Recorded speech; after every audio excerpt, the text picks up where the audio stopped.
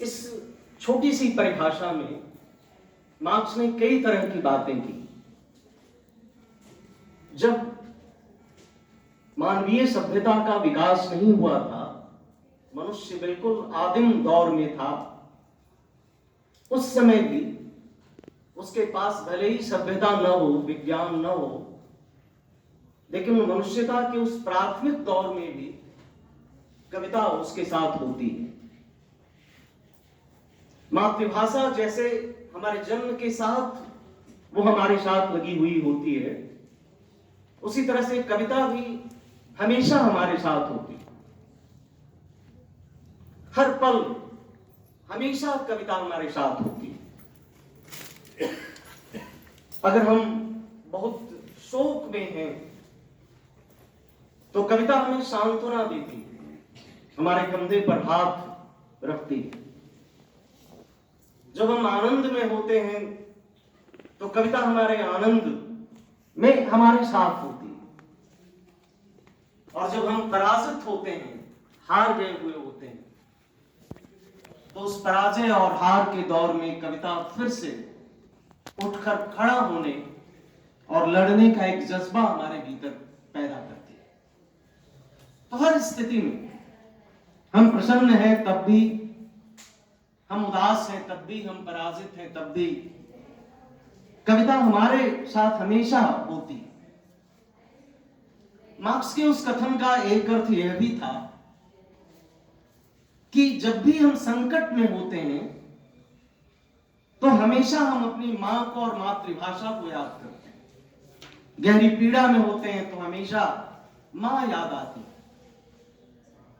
इसलिए जब भी मनुष्यता अपने गहरे संकट के दौर में होगी तो हमेशा कविता की जरूरत वो महसूस करेंगे। इसलिए जब भी मनुष्यता पर संकट आई है तब तक कविता उसके साथ रही।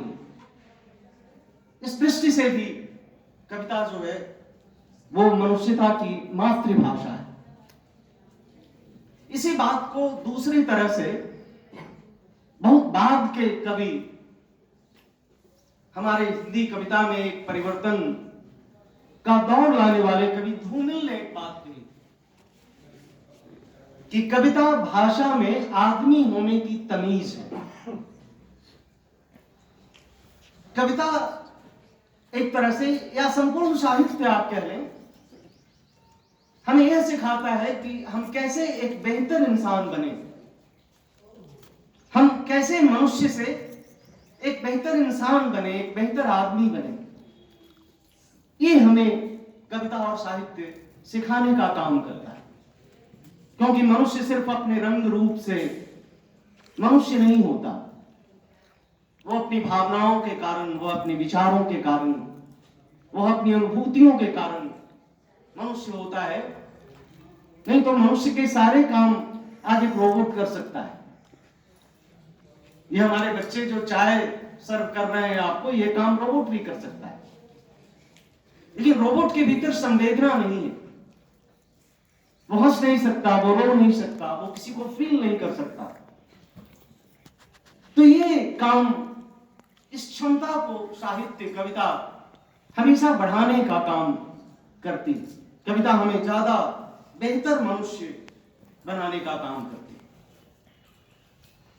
कविता के साथ साथ जो अन्य विधाएं हैं और उसमें कविता में क्या फर्क है, यह भी समझने की जरूरत है।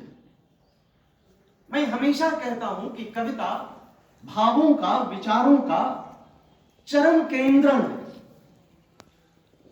आप गद्य लिखते हैं, आप उपन्यास लिखते हैं, आप लंबी कहानियां लिखते हैं, तो आप अपने आप को फैलाते हैं।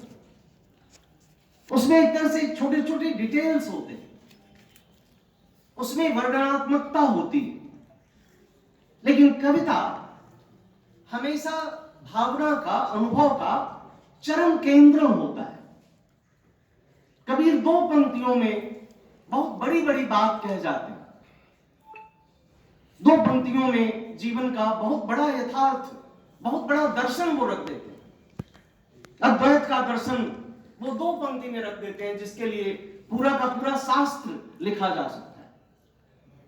तो कविता एक तरह से भावों का चरम केंद्रित रूप है, भावना का भी, विचार का भी। मुझे लगता है कि यथार्थ का 1000 पृष्ठों के उपन्यास में जो आप अभिव्यक्त कर सकते हैं जिस यथार्थ को, मुक्तिबोध 30 पेज की कविता में अपने समस्त युग के यथार्थ को अंधेरे में प्रकट करके रख देते हैं। मुझे लगता है कि अंधेरे में कविता को अगर समझ लिया जाए तो अपने समस्त युग के यथार्थ को समझा जा सकता है। तो ये कविता की ताकत होती है कि वो 30 पेज की कविता में समस्त युग के आसव को निचोड़ लेते हैं।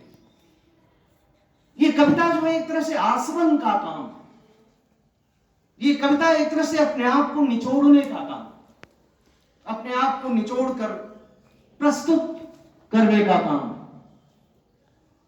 कविता क्या है के साथ साथ यह भी सवाल उठता है कि कविता का जन्म कैसे हुआ, कविता साथ कैसे आई। कई तरह से हम कविता को समझ सकते हैं। कविता की विशेषता क्या है, कविता करती क्या है,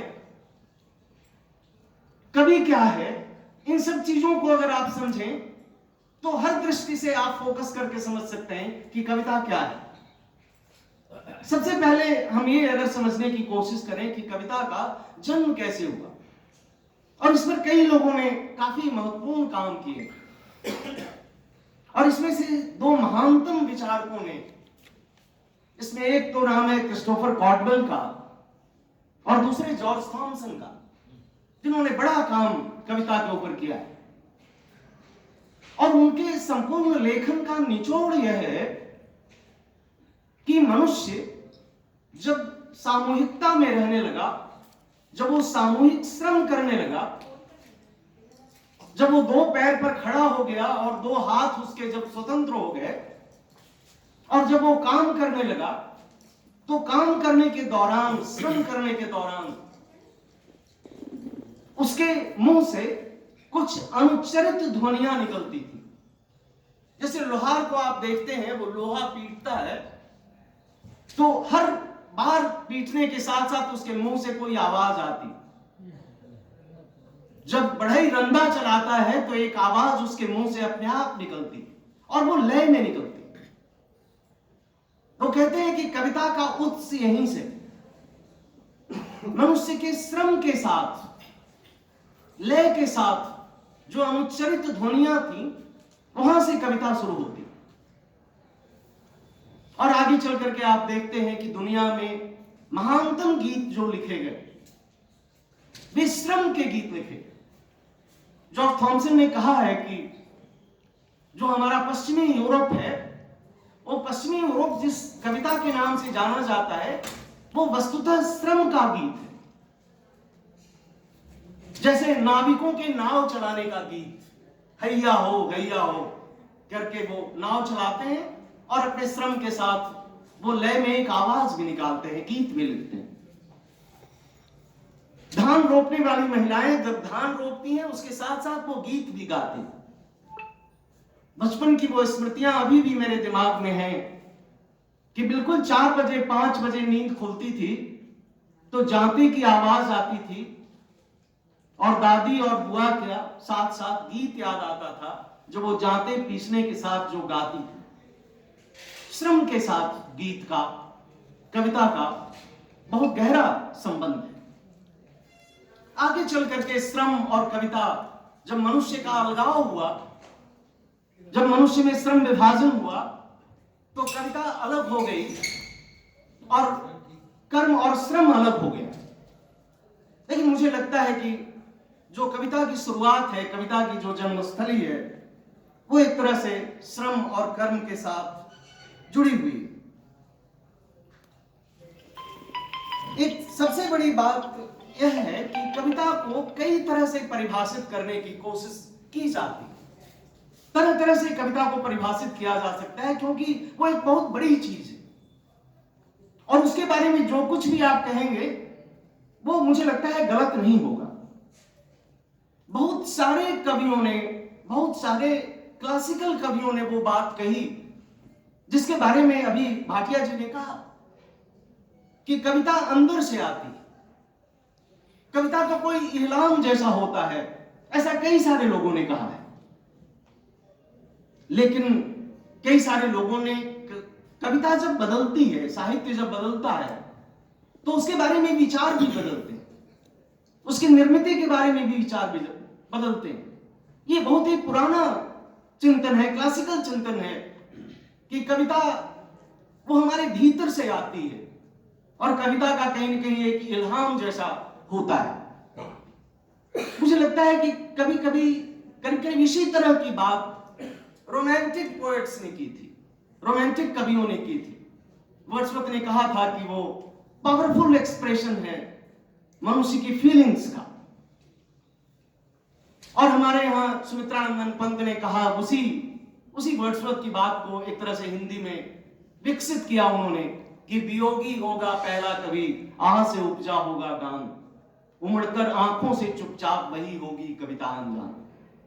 कविता की एक परिभाषा थी जिसमें कहा गया कि कविता भावों की एक उच्छल अभिव्यक्ति, भावनाओं का एक प्रवाह है कविता। लेकिन मुझे लगता है कि यह कविता की अधूरी परिभाषा। आज की कविता शायद इतने से काम नहीं चलेगा कि कविता भावों की उच्छल अभिव्यक्ति, ये रोमांटिक पोएट्री, इसके बारे में ये परिभाषा दे सकती। लेकिन मुक्तिबोध से आप पूछेंगे कि कविता क्या भावों की उच्छल अभिव्यक्ति है, तो मुक्तिबोध कहेंगे कि नहीं, कविता तो निर्मित, वो अभिव्यक्ति नहीं है, वो भावनाओं का एक प्रवाह नहीं है। हाँ, भावनाओं का एक क्षण उठता है हमारे भीतर, अनुभूति की एक लहर उठती है हमारे भीतर, लेकिन वो कविता नहीं है।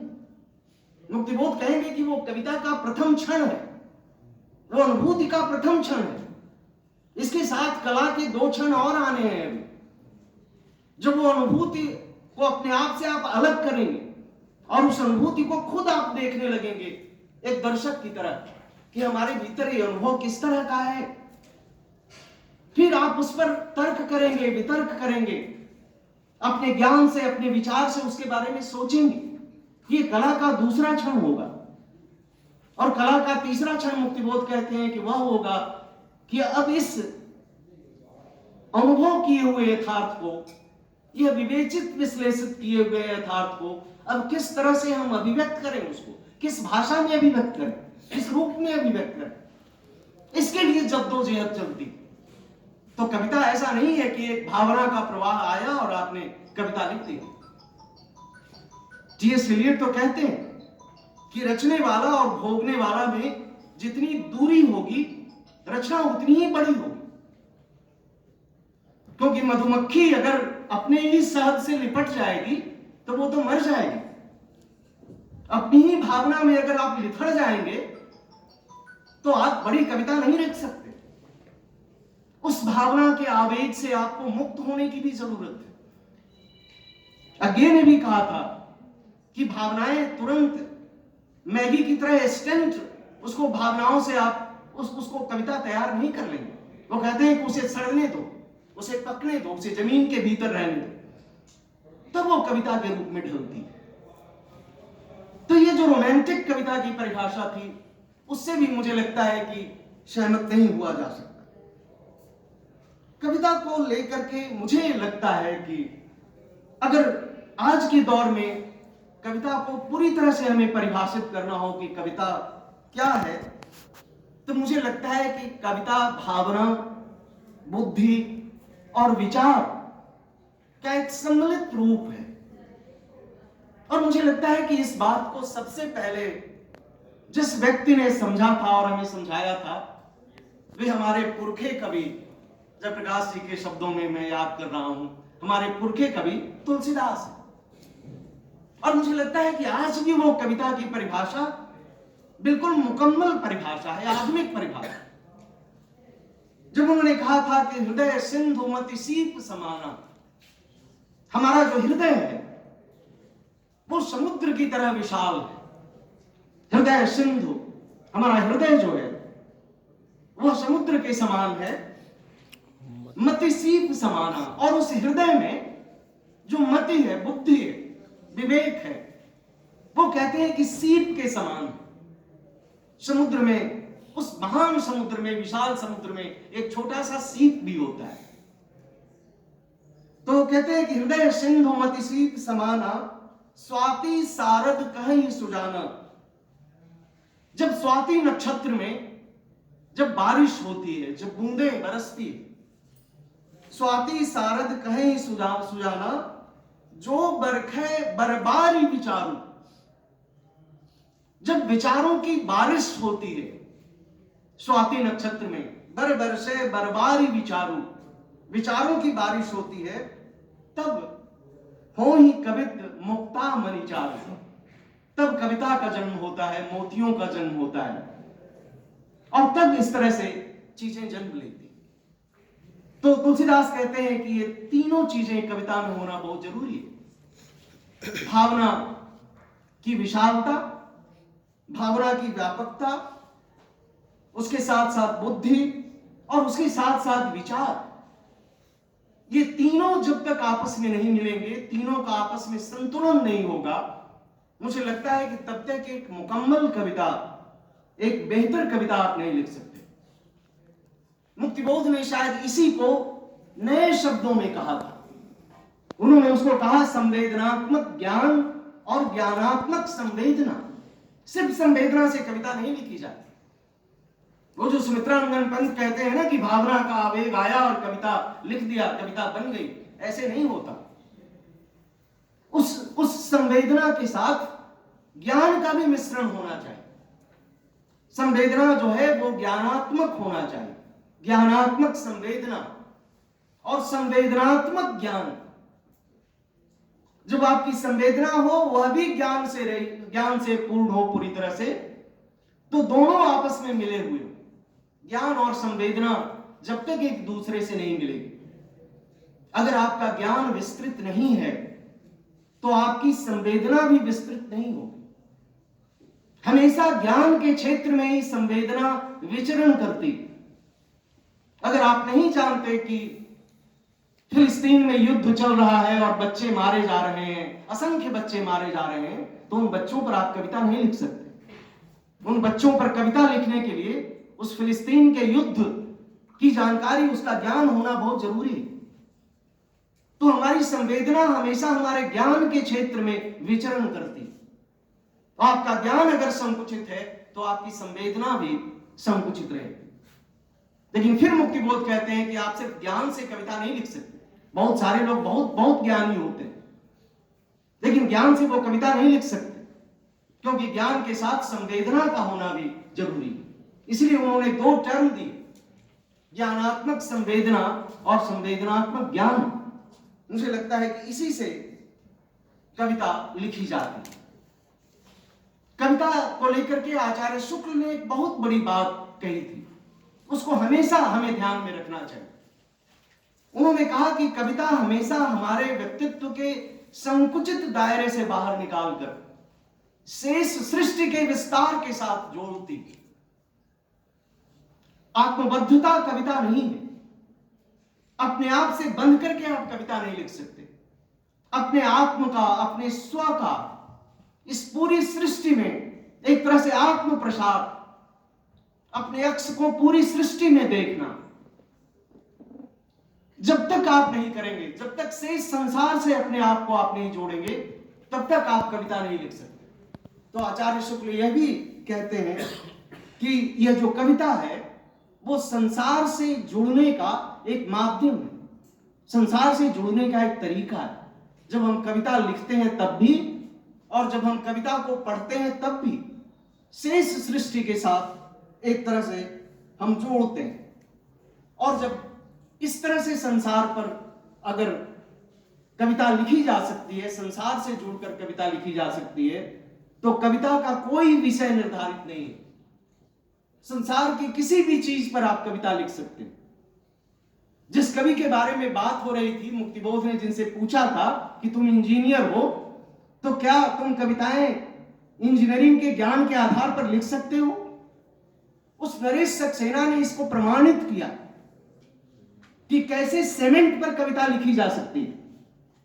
आपसे कहे कि सीमेंट पर कविता लिख करके दिखाइए, बालू पे कविता लिख करके दिखाइए, ईंट पे कविता लिख करके दिखाइए, ये लोहे में जो जंग लगता है इस पर कविता लिख करके दिखाइए, लेकिन नरेश सक्सेना ने लिखकर दिखाया और श्रेष्ठ कविता लिखकर दिखाया। तो दुनिया की किसी भी चीज पर आप कविता लिख सकते हैं अगर आपकी संवेदना व्यापक है, अगर आपका अनुभव व्यापक है, अगर आपकी संवेदना में गहराई है, तो किसी भी चीज पर अगर आपकी सूक्ष्म दृष्टि है तो आप संसार की किसी भी चीज पर कविता लिख सकते हैं और महान कविता लिख सकते हैं, बड़ी कविता लिख सकते हैं। नागार्जुन ने तो जमुना किनारे लेटी हुई सुअर पर कविता लिखी थी और बेहतर कविता। अज्ञे ने तो चौराहे पर खड़े हुए गधे के ऊपर कविता लिखी, 3 टांगों पर खड़ा नत ग्रीव धैर्य धन गदा, उसके ऊपर कविता लिखी। तो कविता में कोई भी विषय त्याज्य नहीं है, संसार की किसी भी चीज पर आप कविता लिख सकते हैं। कविता हमारे चारों ओर एक तरह से तैर रही होती है, हर ओर कविता बिखरी हुई है। जरूरत आपकी दृष्टि की। एक बड़ा कवि इस बिखरी हुई कविता को पकड़ लेने का काम करता है और पकड़ करके एक ऐसी भाषा में अभिव्यक्त करता